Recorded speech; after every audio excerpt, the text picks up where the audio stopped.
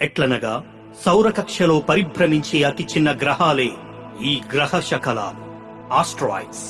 అంగారకుడికి బృహస్పతికి మధ్యలో గీరిగీసినట్లుగా ఒక వలయంలో అధిక సంఖ్యలో గ్రహ శకలాలు పరిభ్రమిస్తుంటాయి.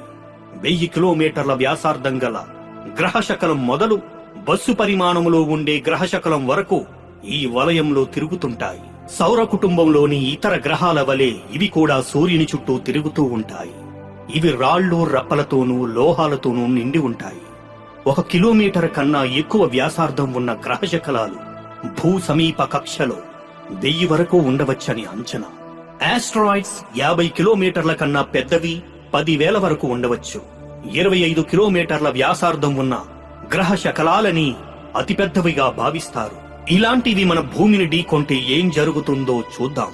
గ్రహ శకలాలు తమ కక్ష నుండి జారి భూ వాతావరణంలోనికి ప్రవేశించి అదే స్థితిలో గనక భూమిని ఢీకొంటే పెను ఉత్పాతాలే సంభవిస్తాయి.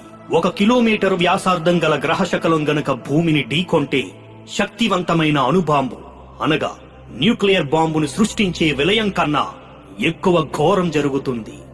భూమి మీద డైనోసార్ల జాతి అంతరించిపోవడానికి గ్రహశకలమే కారణమని అంటారు.